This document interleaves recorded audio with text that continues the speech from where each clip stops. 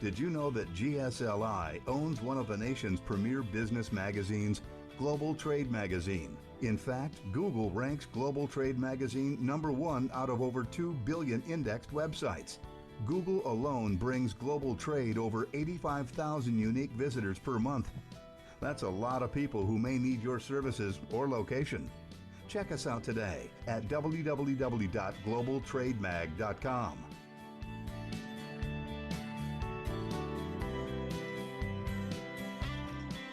Did you know that one of the fastest growing industry sectors in the nation is U.S.-based companies that do business internationally? You guessed it. Growth means opportunity for our Global Trade Magazine readers and advertisers alike. Check out our latest issue at www.globaltrademag.com today.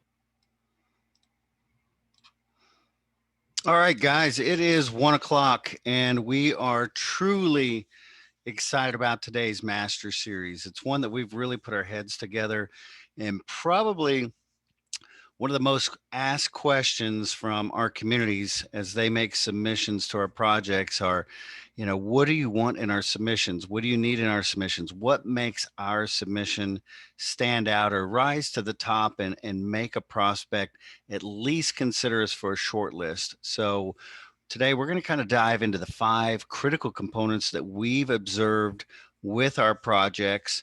What has made them really comment back to us and be appreciative. So hopefully some of that knowledge will help you guys be better. And everything that we do here at GSLI, it's intended to make our economic developers in our communities just that much more enriched with information and their ability to work the process, build their portfolios, build their pipeline, and ultimately create jobs. That's what I founded 27 years ago, is a process that we could bridge that gap between companies and communities and create jobs. So with that said, let's get started.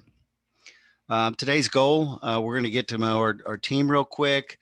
We'll do a quick introduction of our guests, but the topics today, so you can kind of put it down in your notes. We're going to talk about don't break the huddle without a play, cover letter success, timeliness, less is more, and the RFP structure for maximum impact. Those are the 5 topics or critical components we'll kind of review. We're going to keep this to about 30 minutes, so we'll be quick through each of those sections to allow an opportunity for the open discussion. Should you be here, we've got a ton of guests here today. It's probably one of our most attended ones so far, which we're excited about. We've got a ton of community clients here.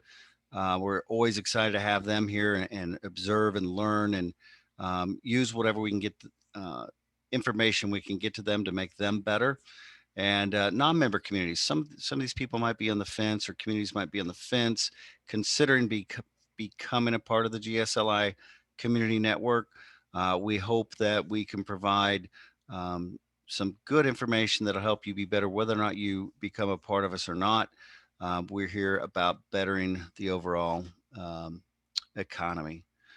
Some housekeeping items. Everyone's already muted, so if for one reason we unmute you during a question, make sure we go back and go ahead and mute yourself back. If you have an important comment or question, or if I ask, there is a button to raise your hand. If you click on that, it'll alert me to bring you on live, and we can ask and entertain your questions more in depth. There is a Q&A section you'll see that you can press as we go through. If you want to go ahead and start queuing up questions for the Q&A session, you can do that at any time. And a reminder, we always record our events and we do a transcript so that you can refer back to these in case you wanted to take some notes. Who's with us today? Obviously myself. I'm going to be the moderator today. I am the CEO and chairman of GSLI. Again, I founded the company 27 years ago. So have got a lot of water that's run under the bridge in terms of working with companies, working with communities.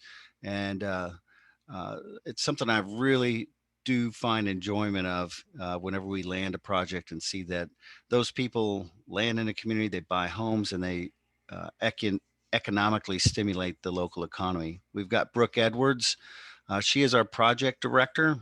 Brooke coordinates a lot of the information between the project and our communities once the project's been identified. And Ashley Kleinsorge, if the name is familiar, that is my daughter, and I'm very proud to have her a part of our team.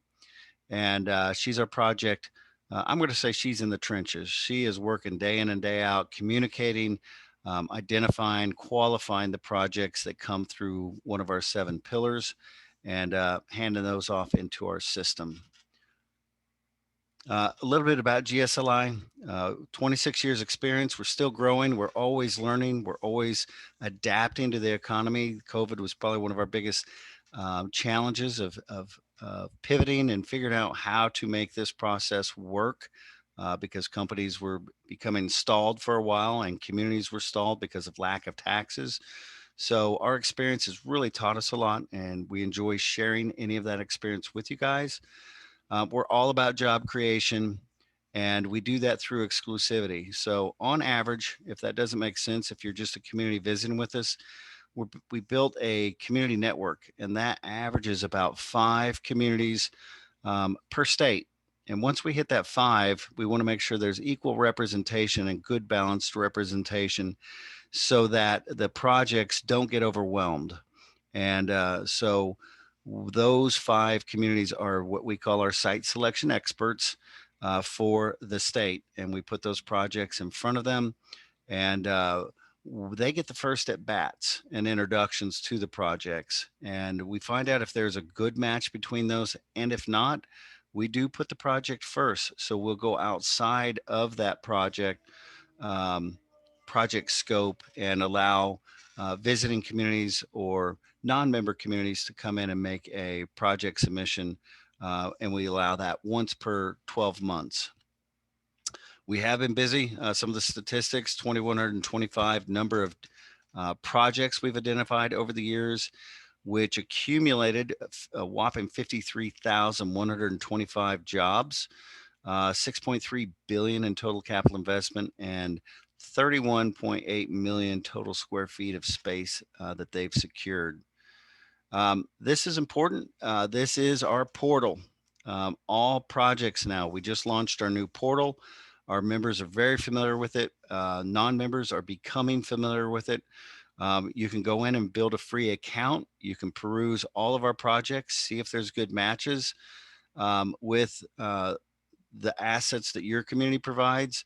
Right now, we have 74 active projects, and as we classify those with a banner, and you can easily see which ones have landed, which ones are on hold, which ones are active, to go in and take a deeper look if there's a good match. But that's where we receive all of our submissions.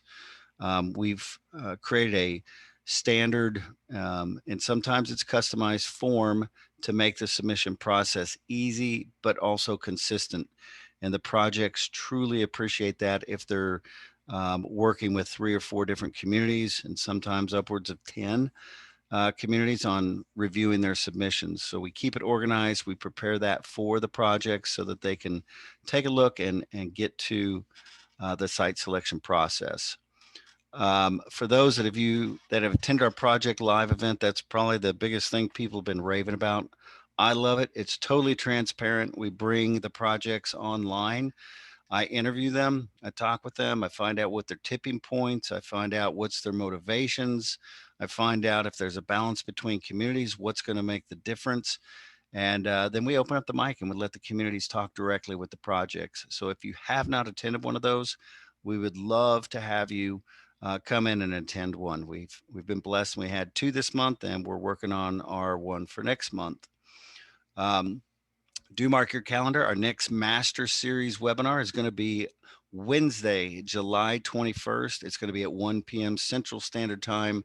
And this one's going to be on EDO social media, effectively optimize social media for your prospecting efforts. And we'll probably bring on some of our clients that are very well versed in this and share some of their experiences and some of their expertise mixed in with what our knowledge is on making your social media work for you. The first question I'm going to ask to everybody, and if you can, in your chat box, I'd like you to answer this. What is your biggest challenge when preparing a submission?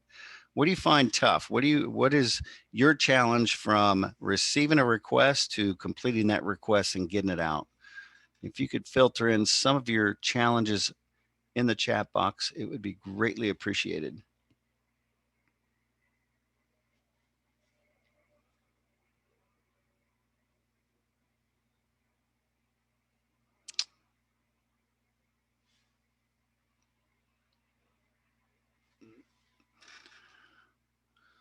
Okay, no response after submission, knowing which story to tell, defining labor availability, making sure our community meets all the prospects' needs, getting local agencies to respond with infrastructure and capacities, knowing how to scale down a submission, labor needs.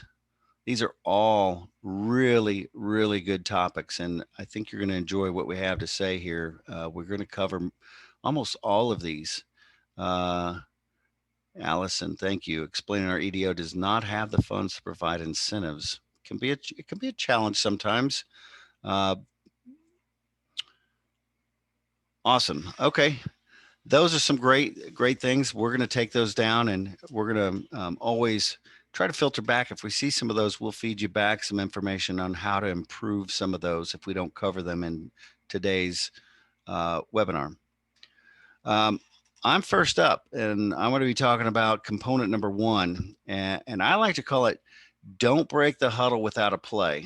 And I want you to think of anytime you're doing something in your office, whether or not it's a site visit, that's a particular play. If you're getting a submission out, that's another play. And you should really work on defining a playbook for your office. So when those things happen, there's a clear identified structure from start to finish on each of those, but not only the start to finish, but who are the players and what is their role in that play, so that it's not dependent on one person to execute the entire submission.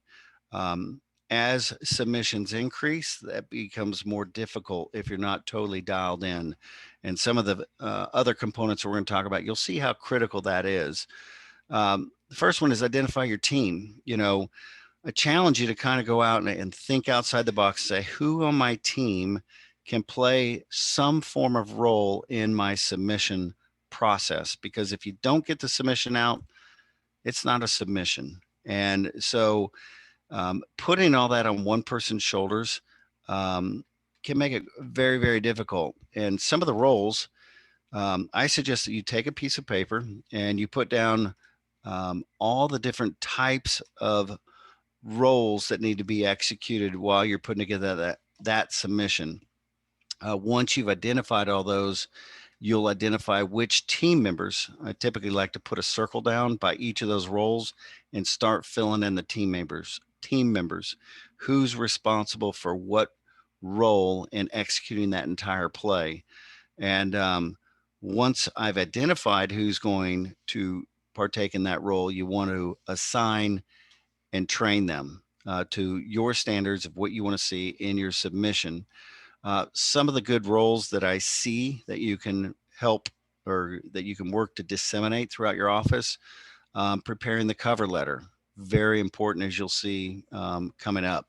Identifying real estate options. Is that someone internal, or is it a real estate agent that you work with closely that can get you those answers?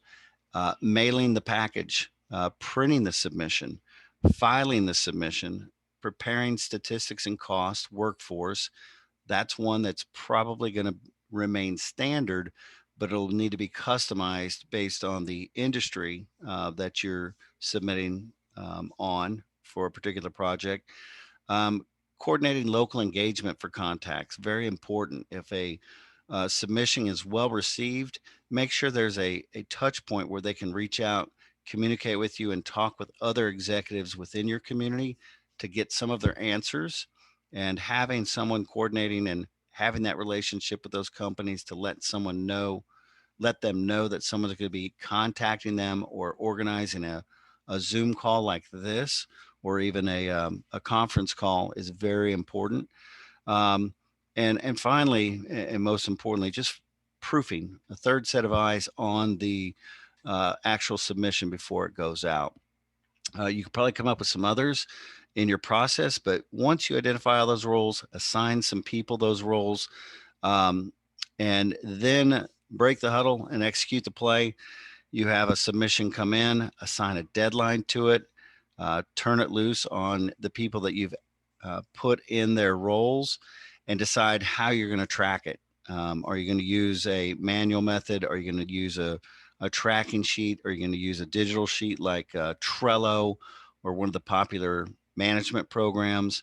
But make sure you have a tracking in place to put in, momentary checklist and say, hey, are you done with your part?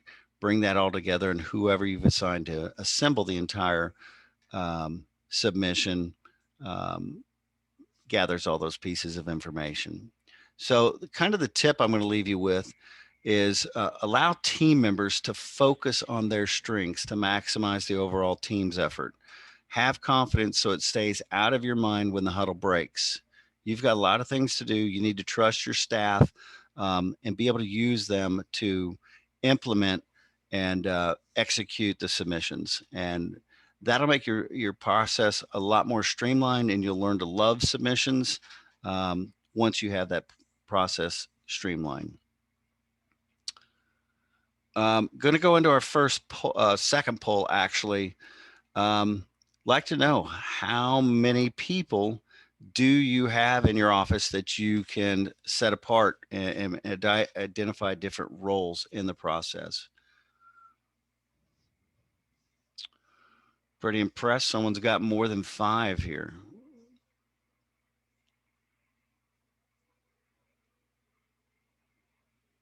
All right. That's excellent, guys. All of you have identified somewhere, it looks like the average is going to be 3. I'll let it go about 10 more seconds.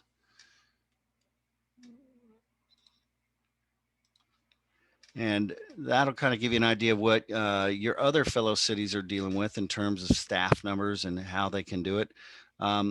Take those numbers, see if there's one or, maybe one other person you can add into the process, and put together your playbook. All right. With that said, component number 2. This one's near and dear to our heart. We get to deal with this day in and day out with our projects. Less is more, and there's nothing more true than that, than the feedback that we get from our projects. And I'd like to bring Ashley on. And Ashley, if you could talk to us about less is more and the importance of that in the submission process. Yeah, so I have 3 main points to really go through with y'all today. But the first one, really, Brooke is going to touch more on that in her part of the webinar today. But cover letter really is king.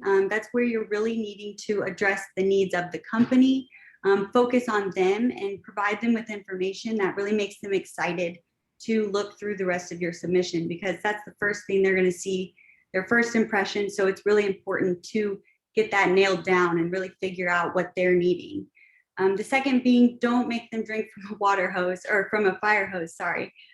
Keep your submissions to the data they've requested. So don't include too much information about your community up front, because companies typically do look at really high level factors. So the building that you have available, the land available, the workforce assistance, those key factors are really gonna make them want to kind of look more in depth to your community. So, treat it like a first date. You're not going to go on a first date and overshare all of this information if you don't even meet the basic requirements they're needing. So save those in-depth details for later and really just address those basic requirements that they will need for their project.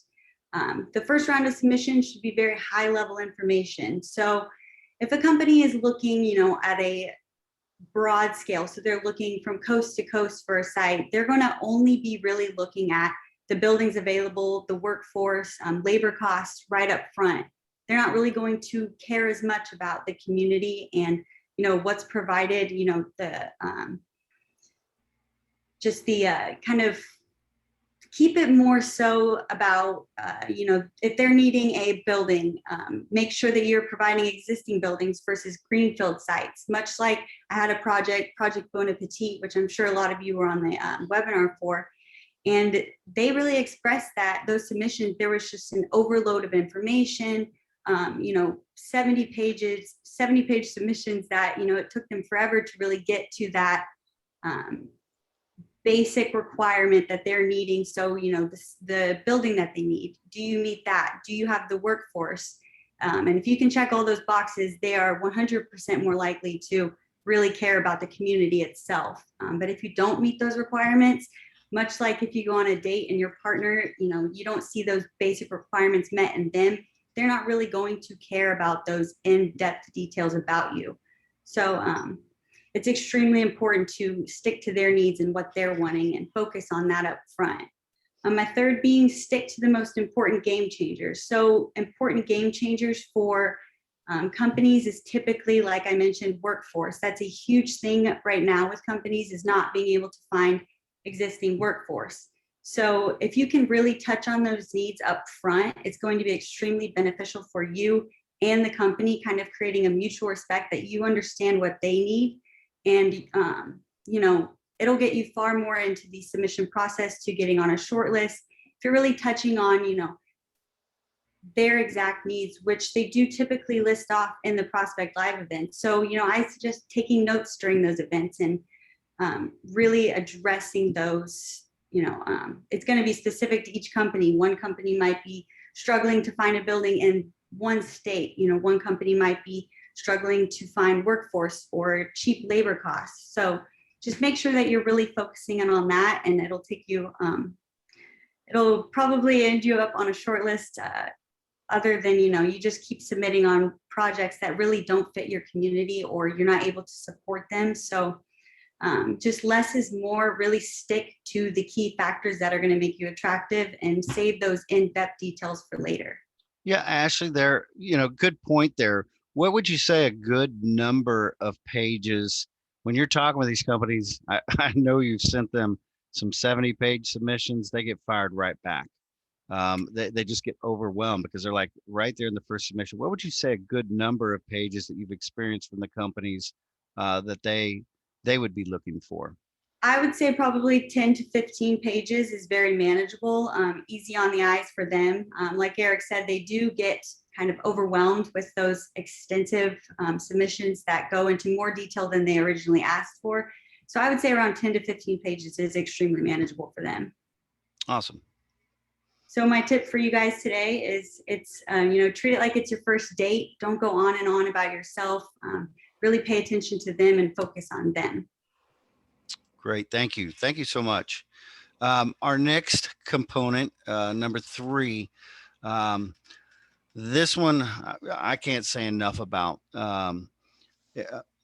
Having a magazine and knowing how important a cover is to a magazine to get them into the pages of a magazine lends itself so true to the submission process. If your cover letter is weak, if it's templated and it's not specific to what the prospect's looking for, they're not going to get into your submission. So I'd like to bring Brooke on. And Brooke, why don't you give us some of your experiences with this success or lack of success of cover letters? Sure thing. Thank you so much, Eric. So I'm going to be talking through a couple points that I think are just really important to hit on today, especially about structuring your cover letter.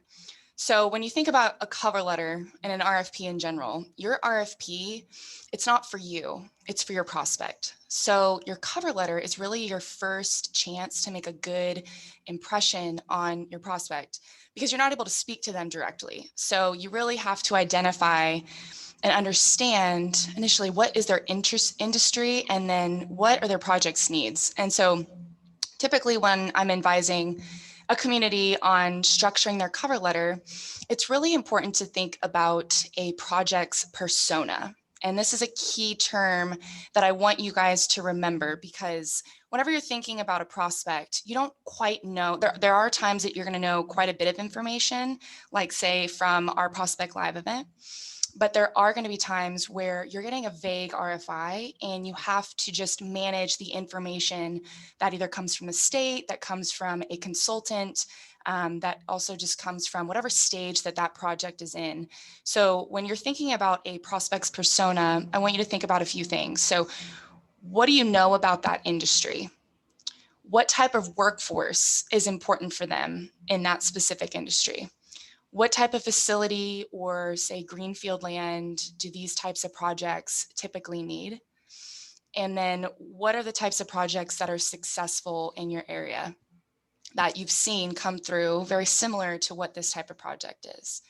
Because when you can ask yourself these types of questions, you actually are really thinking more directly about the solutions that you can provide to their needs, because you've either put yourself in their shoes, or you can start to identify, okay, I know that these types of projects have requested this type of information, or I know that a project in my area was very successful because I did X, Y, and Z. So maybe I can tailor that solution to them a little bit more because I know exactly what the direction that they're looking to go in with information that they're receiving.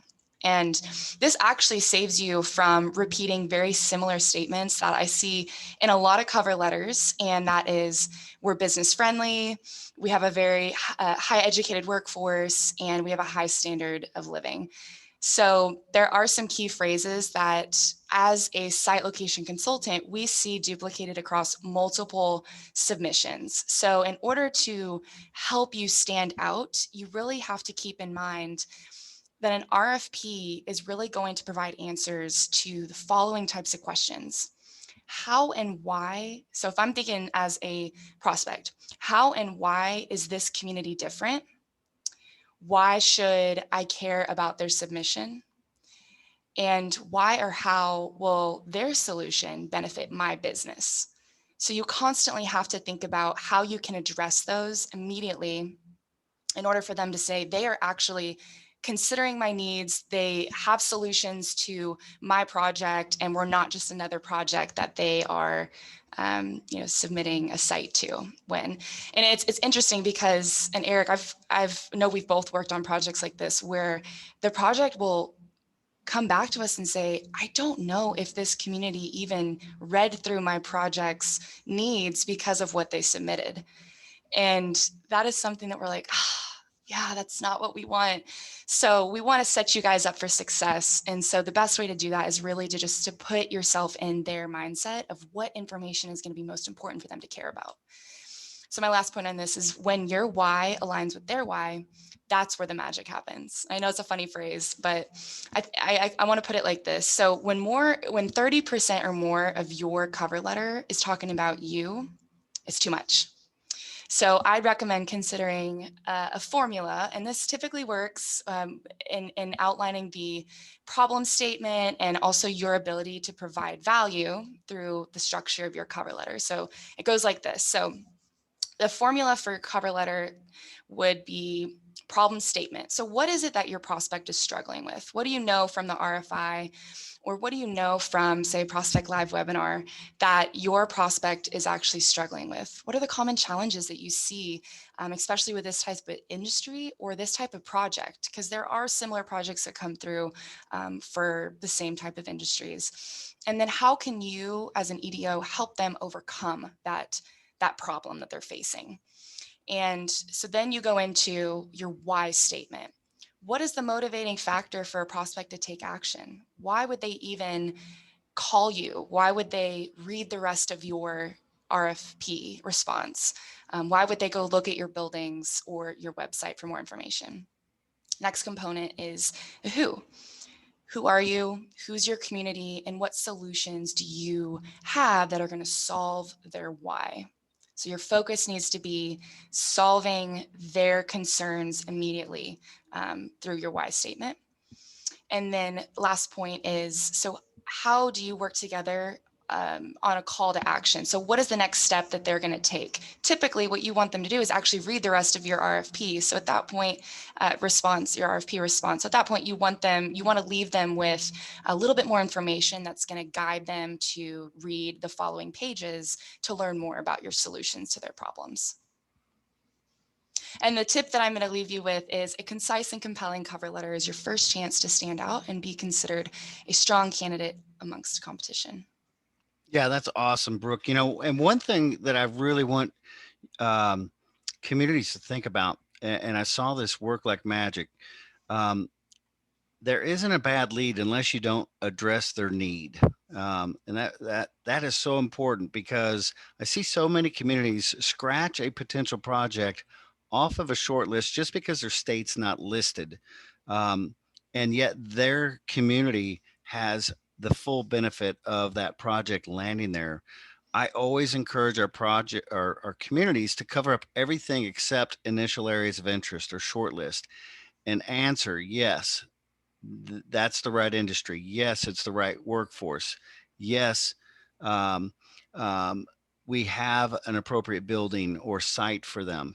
And if all of the yeses are ticked and you uncover the short list and it doesn't mention your state, just one sentence can transform that to a potential prospect by just saying, we realize you're not considering our community or our state at this time. Based on your needs of XYZ, there's a perfect alignment. We would love for you to consider us to be on your short list and basically keep your information in front of those expanding or relocating companies. If you don't include that sentence, they're just going to blow your cover letter out of the water and say, hey, they don't even know. I'm not even looking at their state. But when you address that, that'll put them in a whole different frame of mind. Say, you know what? I don't know about that community. Maybe I should open my eyes and take it in for consideration. So just keep that in mind when putting together your cover letters of addressing, like Brooke has said, very specific to the community or to the company's needs. Got another poll here. Number here we go. On average, how many submissions are you preparing per month? This will kind of give us an idea of how busy everyone is right now. Has the pandemic stopped submissions?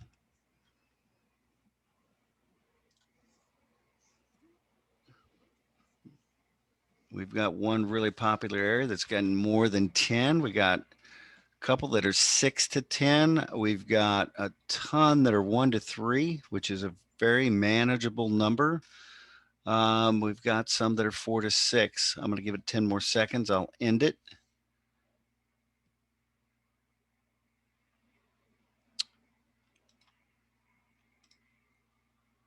And here's what your competitors or your competing cities are experiencing right now. So it's a good average. That's what we kind of see.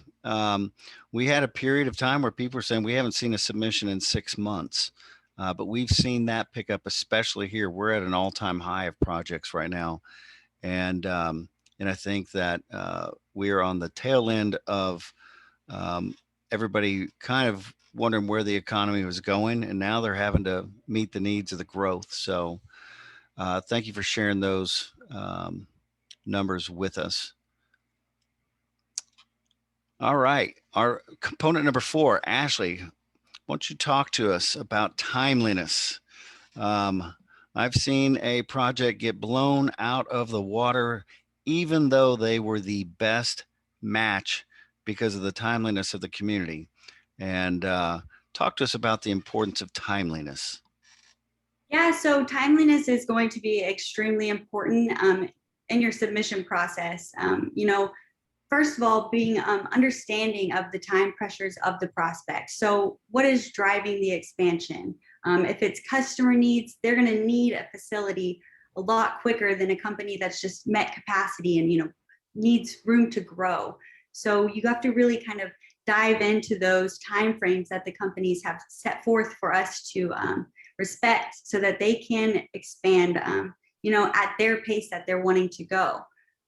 So really paying close attention to, how quickly they want to select a site. So for example, Project Quick Charge, they are wanting to do site visits in the next couple of months. So getting those submissions in on time is going to be extremely important, because they don't really have, time to look through those late submissions that roll in after the fact, because they need to get into a new facility. It's customer driven. It's time for them to expand, and they need to as quick as possible. So being timely with that, it's going to give you a lot farther than if you're kind of putting in your submission at the last moment. And on that, some people ask, is first or last better? Is it better to put your submission in, right away, or to wait until the last minute, or even be late because you believe that your submission is going to get, an exclusive look by the company because it's not grouped in with the rest of them? But that's really not true. Our process is that we accumulate all of that data. On the deadline, we put it in a folder and we pass it off to them to review all at once. So it's really going to be strictly up to the submission you've provided to stick out above the rest. One way of doing that is to be able to stick out among all the other communities is definitely just being on time with that submission, prioritizing the ones that need to be submitted first versus the ones that you might have a couple weeks to get that submission in. So budget your time to meet those deadlines. I would suggest sitting down and creating, a personal calendar. Write down all the dates that submissions are due, prioritize them mentally for yourself, get organized so that you feel good and you don't feel, overwhelmed or flustered at the last minute to get in that submission, because being late could mean an entirely missed opportunity. To keep going back to this example, Project Quick Charge, if they don't receive all those submissions, or if they get one late, they don't really have time to go over those submissions that come in a week or two after, because they want to do those site visits now. So, and on that, it's even more likely that your community will get a look at or get shortlisted on these projects where they have a very quick time frame, because they're going to look at basically or they're going to look at all of the submissions we provided to make sure that they don't miss anything, because their time is very valuable at the moment, and they need to kind of address all options versus a company that, they might not want to find a site for 6 months. So they have time to find that perfect location, whether it be submission one, round one, or round two for submissions. It's really just kind of stay focused, stay on top of when those projects are looking to land, when they want to create a short list, when they're wanting to do site visits, because you don't want to miss an opportunity by, focusing on a project that doesn't need a site for, 2 to 6 months, when there's a project right in front of you that you could end up on a short list in 2 weeks if you meet those basic requirements. So timeliness can really be everything in terms of submissions. So my tip for all of you to take away today is timeliness is a direct reflection of your interest in their project. It's that good first impression that you're trying to make. Kind of like what I was saying earlier on the first date, you don't want to make that bad impression by showing up, late to dinner. It's always important to be on time, and especially in this case. Yeah, and Ashley, I think that's very, very key. And I want you also to think, if you're a community prospects, I've enjoyed doing hundreds of site visits with these projects, and what's very interesting is to see how they compartmentalize the process. So they get into a submission process, then they get into a tour process, then they get into a weigh the factors process, then they get into decision process. So once that deadline's hit, they move on to the next agenda in their mind. They don't like to interrupt that process. We had a project that came to us. It's almost 1 year anniversary right now. And they said they had a 3-week deadline to make a site decision. And we did a immense tour of 26 communities in 3 days. And we are now at the verge of announcing where that project is going to locate. And even though they said they had a 3-week deadline, those same 26 remain, or were the only 26 that they looked at through the entire process. They didn't accept other submissions. They moved on past that process. So thank you, Ashley. Timeliness is so important on making these projects. Consider your area. Brooke, the last component today, keeping it structured. If you could speak a little bit about keeping it structured. Sure thing. And I just want to be mindful of time. I know we're at 1:38. We said it was be about 30 minutes. So thank you guys for still joining the call right now. And if you need to leave, we are recording, so we'll make sure to get the recording out to you. I know we have a lot of good stuff that we're talking about. So hopefully you can stay on with us. Yeah, so I'm going to be talking about keeping it structured. And obviously, this is a no-brainer, but I want to talk through some of the key components that we recognize and that we've seen as we're reviewing these submissions with the prospect, but also what feedback we've received from the prospects that we've worked with. So all this experience is really just coming personally from what we've seen. Obviously, you guys have experienced different types of feedback and responses from different prospects or whatever consultant you're working with. So this is very specific to our project process. So in the case of an RFP response, like we said from the beginning, it's all about them.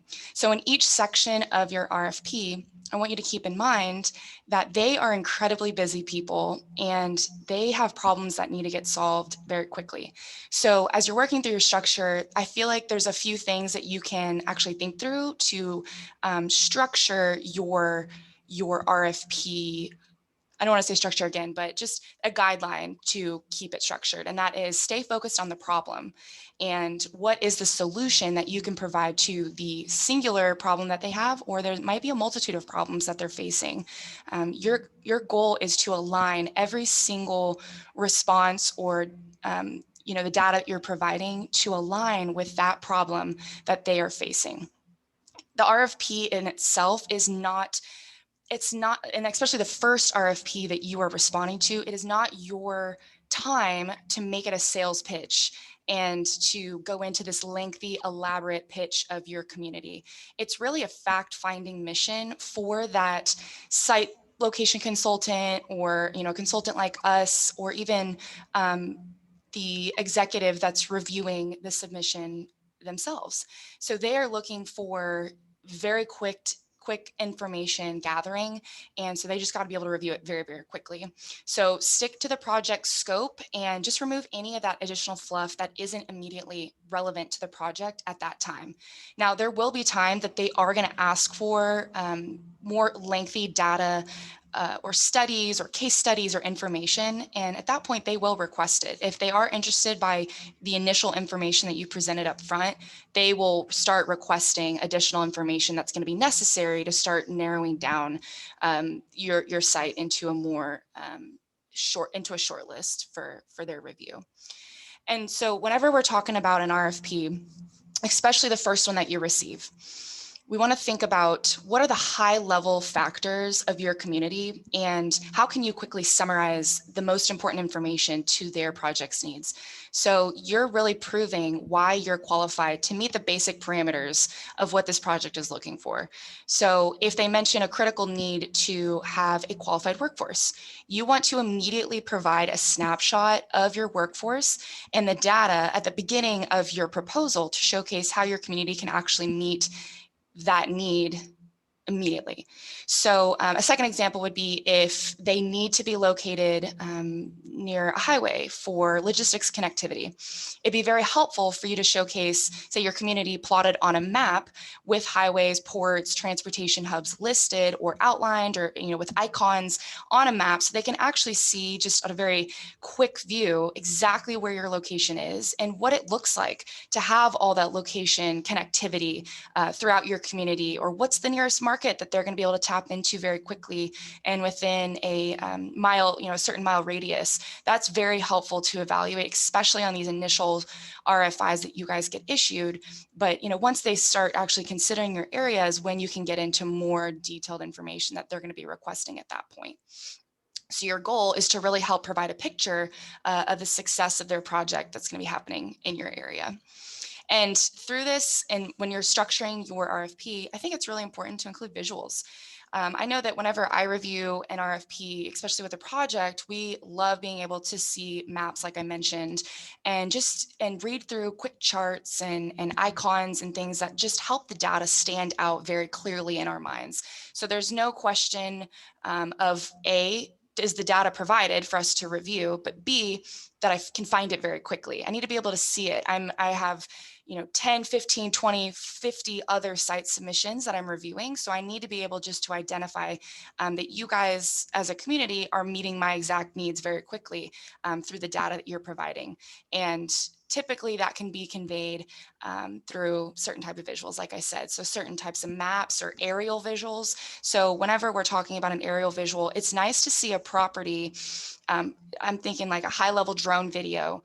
And especially if a highway is very important to me, then I would like to see the property next to the highway. What is the visual of the distance from the highways? Because I'm not there to actually see it. So before I even consider doing a site visit or flying in, I actually get a great visual that the site that you're presenting to me is right on a highway. And that is one of my most critical components. So that's very helpful for us to see initially, because it actually makes me visualize that my project and a critical component of my project success is actually going to happen, because I can see it right there in the proposal.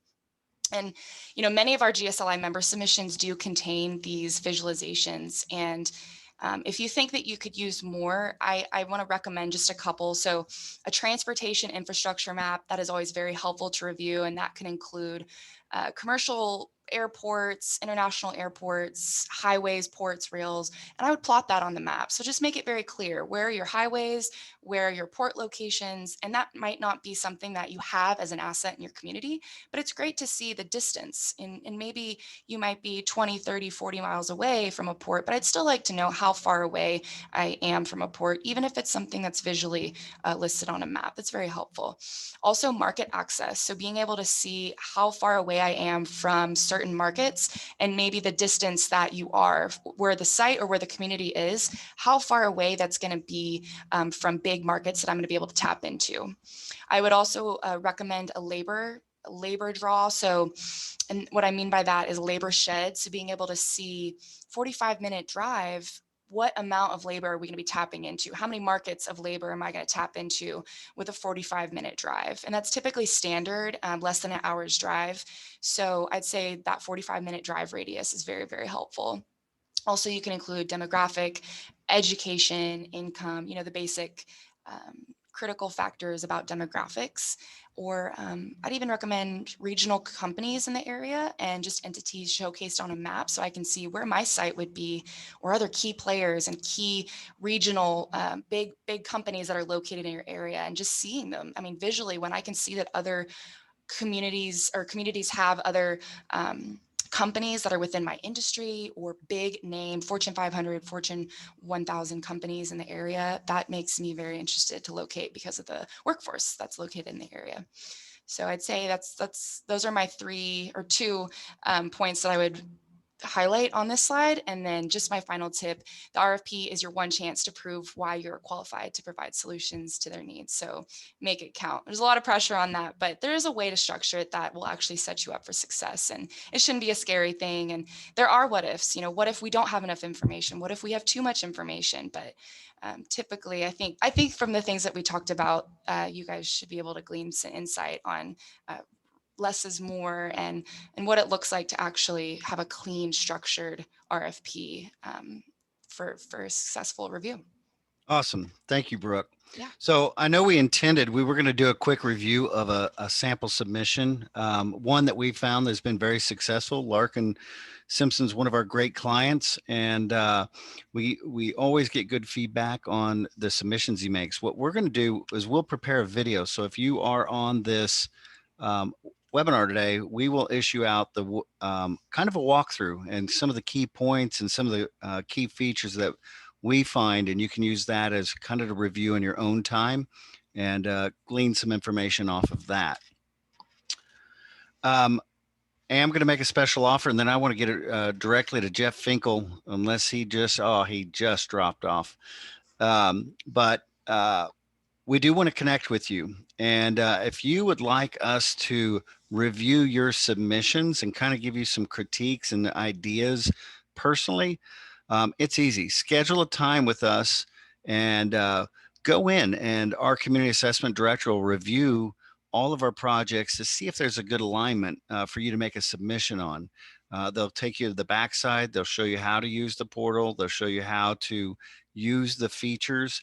And once we better understand your submission challenges and needs, we'll extend you 1,500 credits. There's $1,500 in credits to make a submission on a project, which will allow our team to work with you, get the submission in, and give you feedback. So we would love for you to experience this and see what we can do for your community. And ultimately, we'd love to have you part of our community network. So the Q&A, we've only got 2 questions here. So if you do have any questions, now's the time to pop them up.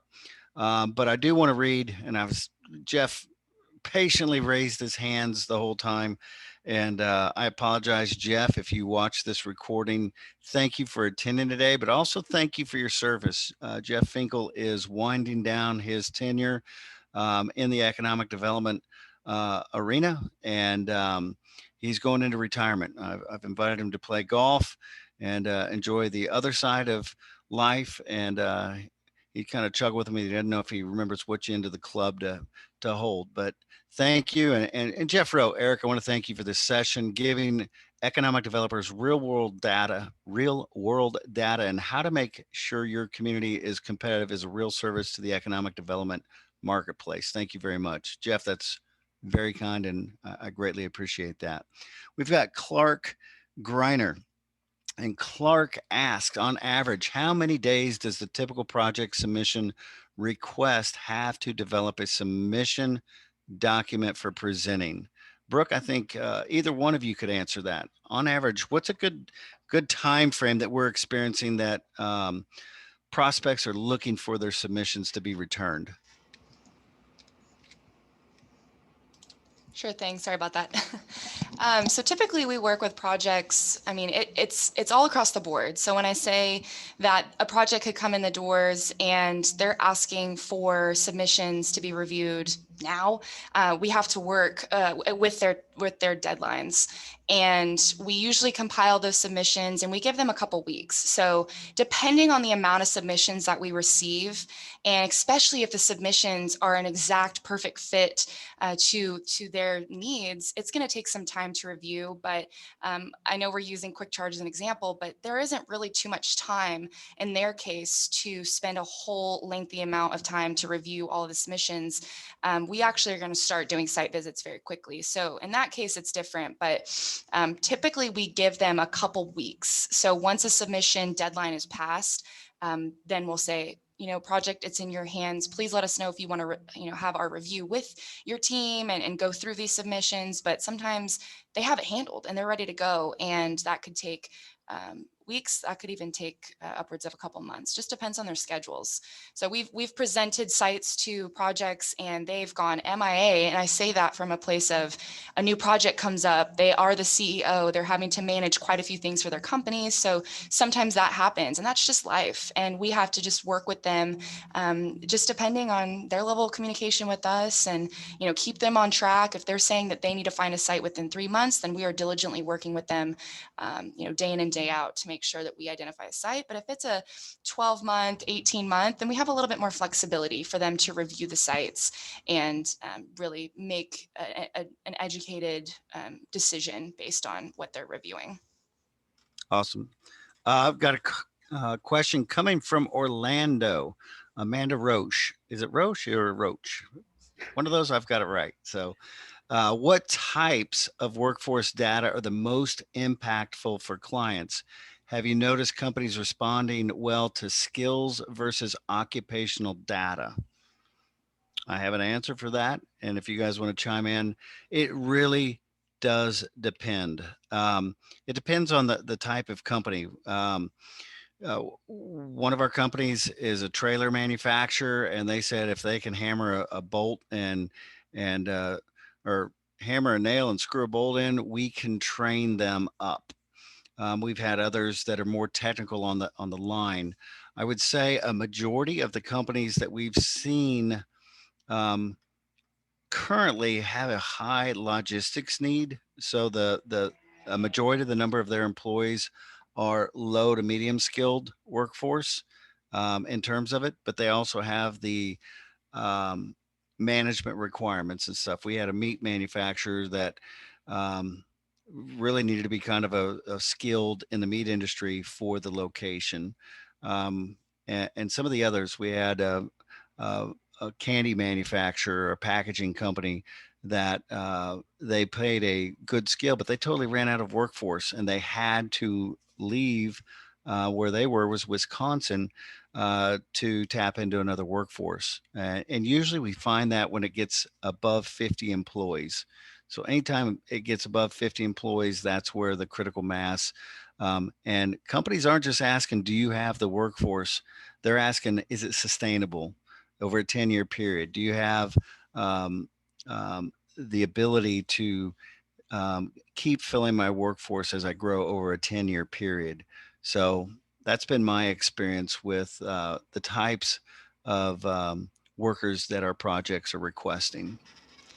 And I'll speak a little bit more towards this. So, in proposals I've received, and I know that in sharing this information with projects, they expressed that this was a very this is a requested format for them to review data, but just being able to see the educational attainment for the prior year and then also the labor force available.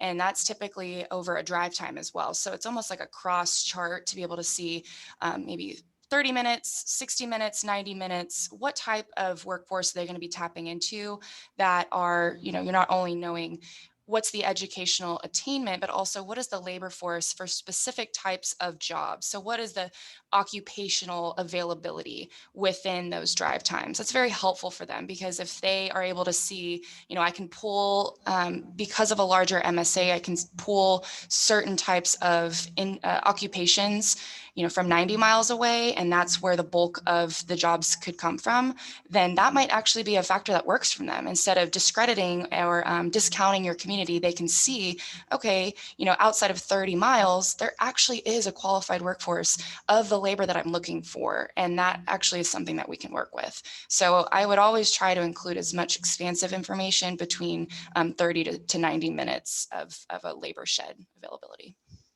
Awesome. Amanda, thank you so much for that question. We've got another question that just came in from Sean Wilcock. Another challenge that occurs very often is when the company doesn't actually know what they're asking for in their RFI, even with the guidance of site selectors.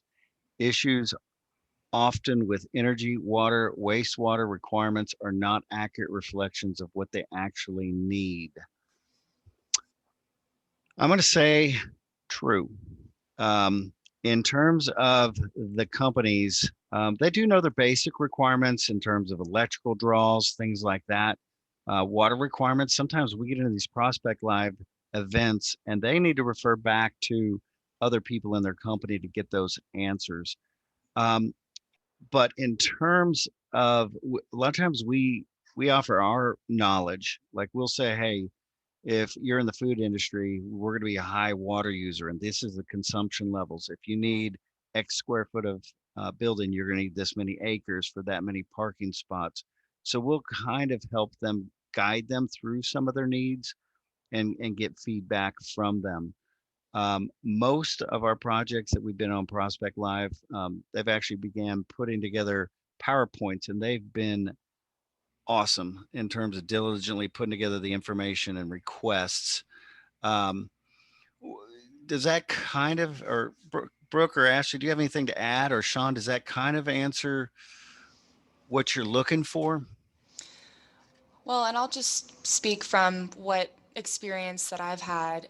Some of these companies, this is a first expansion for them, and they might be moving into a facility for the first time, especially, moving into the US, needing a larger facility, not quite sure. They haven't estimated the utility usage yet. So that's an issue of just them not having the information right off the bat. But in the case of Project Hitch, that was a direct question that was asked, and they weren't able to provide it because they needed to see themselves operating in the facility first to really understand, um, you know, the amount of hours and usage that's going to be happening right on site. And I know that that's not the most helpful thing to hear because you'd rather know in advance. I mean, that's one of the most requested questions that we get from communities is, please provide the utility information. Can you get the sewer information? Can you get the, it's always a request, but it's not always something that the companies can lead with because they just don't always have it, especially if it's a new project, a new type of project, or just a different size. So they haven't estimated the usage yet at that point. Yeah, and Sean, you kind of followed up. Our experience with that's been typically on the number of expansions. If it's their first expansion, like Brooke mentioned, um, sometimes they just they don't know, and they look more towards our guidance. The others that have done 2 or 3 expansions, they have it lined up. So that would be kind of a good um, fact-finding question to know how many expansions they've had previously to kind of help guide you on what level of expertise they have and what level of guidance that they're going to need from your community. But also offering suggestions can always help. If you feel they can benefit from additional water capacity or electrical capacity or things like that, always make the suggestion, but let them know, I understand your requirements. This may be of benefit. That is all of our questions. If anybody has any last ones, I really want to respect your all's time. We are at 1:59. I do not like these to go over an hour, especially um, wonderful opportunity to spend with you guys today. Always appreciate your time. I know you guys are busy building your cities, working with your local companies, working with companies that want to expand or relocate. We just hope that we're providing good information that'll help stimulate your minds and stimulate what you're doing, and maybe give a couple key points that you could incorporate in your process. If you ever want to get in contact with us, you can contact us at info@gslisolutions.com, and you can call us at 469-778-2606, and we will direct you to the right and appropriate person. And we would love everyone to visit www.new.gsliprojectportal.com and visit and see what projects align with your community. With that said, I want to thank you for joining us, and we will see you on another episode of our Master Series. And until then, goodbye. Thank you very much. Thanks, everyone. Thanks, everybody. Bye.